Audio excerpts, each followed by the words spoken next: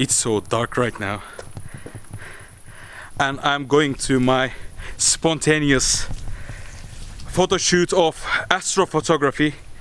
I better not fall because I may. I will see you in the other side. Today we are doing astrophotography, and since I started photography, I dreamed doing myself astrophotography, shooting some magical photos, and I've never made it because I never had a chance, but I will today, and spontaneously I will do it. I still don't know, as you don't know, I don't know if I will make it. Join me. Let's recover the basics of astrophotography. One, you need to do it at night. Okay, it's obvious.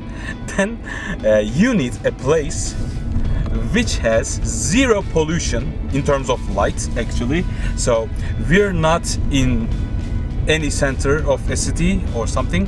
We're just heading outside and we're just going to middle of nowhere. So it will be good. It will be great. And there is a map which shows pollutant areas in terms of light. So where I'm going is a place which is clean in terms of light pollution, so it is good. It's the second thing. The third part is that you're using a wide angle lens, which I have in an APS-C sensor, which is a 16mm Fujinon lens, 16mm f1.4. 16mm is equivalent in full frame of what is it? 24 millimeters. Yes, 24 millimeters equivalent. So it is wide enough, I guess, and we will have enough light by using f1.4 faster lens. And this lens is dope. This lens is crazy, and it will make it. I just got the place, and the stars are so clear, there are no clouds, and everything is visible by eyes. And I just wonder if I have enough knowledge to shoot and just show it on a photo. Well, the first thing here is you need to have a stable tripod, and that is so vital. So make sure you have a very powerful, solid tripod, and you place it in the correct place, very good place, very nice place, so that it doesn't get shaken, and it's just solid and it's right there. Well, I'm gonna use the tripod which is Zome, whatever it is, and I will just place it, and I will use this hook, and I will place my back right into this hook so that it will be stable, powerful, and ready to shoot the photo of my dream.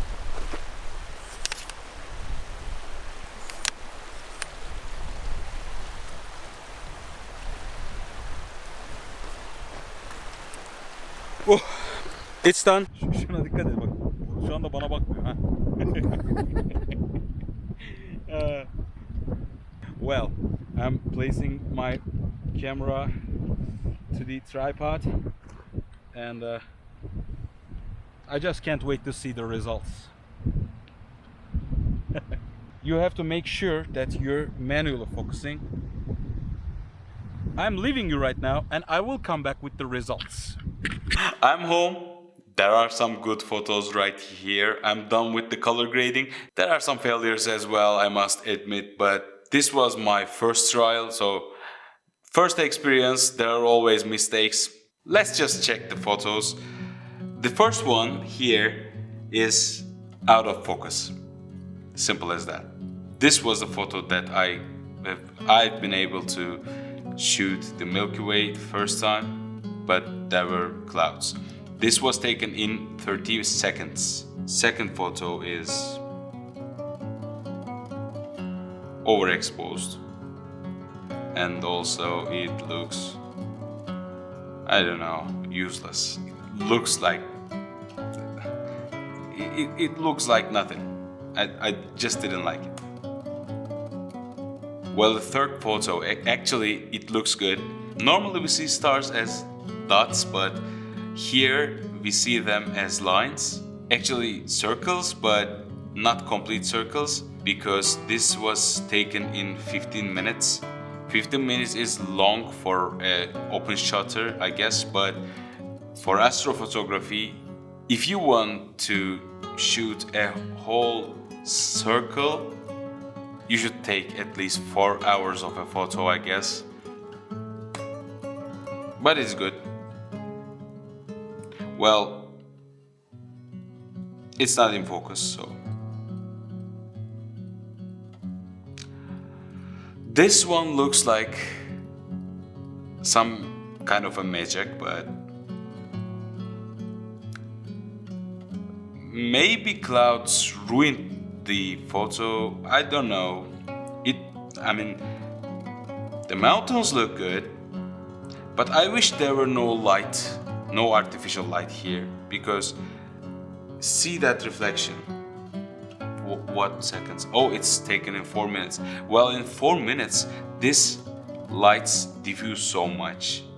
If there were no clouds and no other lights here, this one could be a good photo, but it's not right now. Same thing for this one again. This was taken in 4 minutes as well. So we are seeing the lines that are created by 4 minutes of movement of the stars and the clouds again. This one was taken in 8 minutes, and there are clouds again and again and again.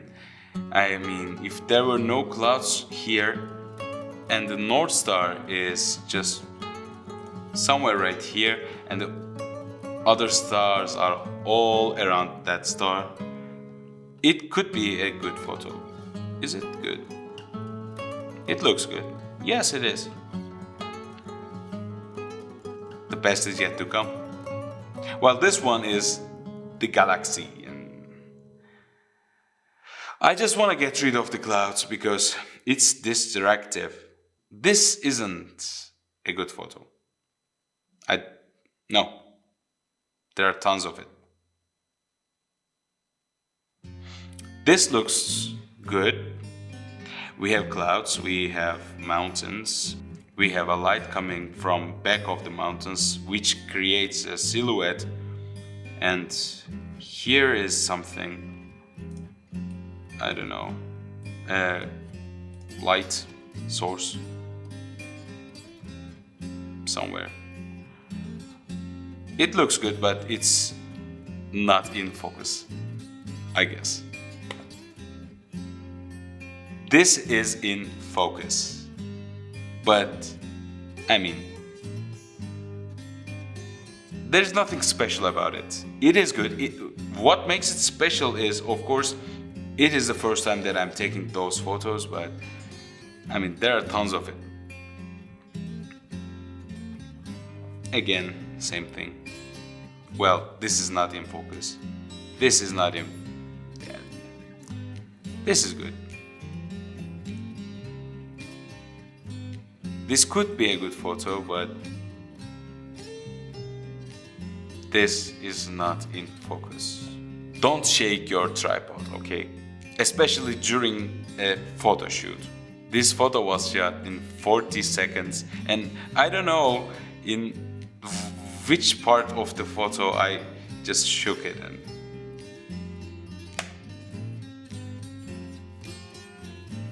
this looks good, but this is not in fully focused. This is a total failure.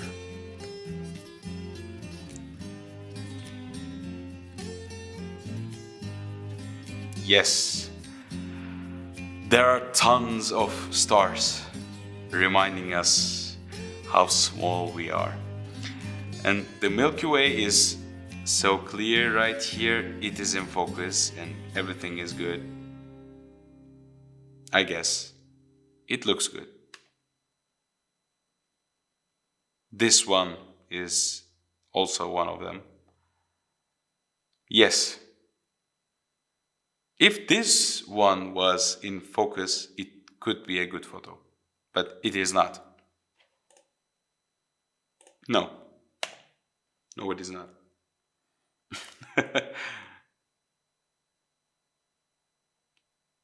It looks good. Hey.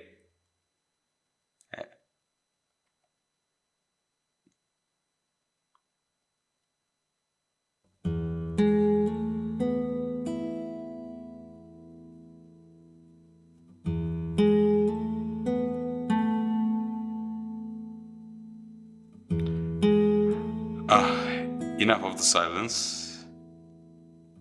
Well, this was the reason that I've been there. So this was the photo that I was looking for. Actually, this was made in Photoshop. I thought it would be cooler if I show a reflection in the river. It looks good. It looks better. This is the original photo. And of course, there are no dehaze, no clarity boosted, and no texture given. This is all the raw photo that came out of the camera. The river itself looks good, but I just wanted to make the photo stand out. What do you think? I really want to know, what do you think? This one and this one. It looks like a complete different photo, but hey, Photoshop and Lightroom and all the things, all color grading, all the creative things that you do in Photoshop is also your work. So the photo is your photo, but at the same time, what you do in Photoshop and Lightroom also reflects your vision, your point of view as a crafter, as an artist. So this was what I was expecting to see from the photo, and I made it with a reflection with the help of Photoshop actually, and this looks good, and I guess I made it. I consider myself successful because I waited enough to get rid of all the clouds that you've seen before, and I waited there. It was cold, believe me. I was about to get sick, and finally I got this shot. I can't wait to print this out and just put it on my wall. It looks good. It really looks good.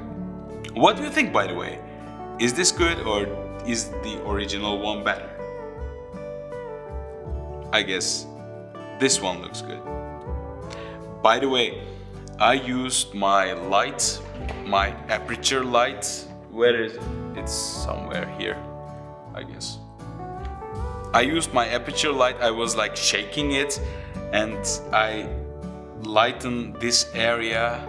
So I just wanted to show the river and some grass, stones, or whatever, give some texture to the photo. During the photo shoot, I was just shaking it like crazy, and this is what photography is about: experimenting, doing things. I'm talking too much today. Don't forget to watch the vlog in Uzundere, Çitaslow Uzundere. By the way, I learned it. I was calling it Çitaslow. And my sister told me it is Çitaslow in Italian. Thank you, Özge. Çitaslow Uzundere vlog. Don't forget to watch it. I will see you next Sunday.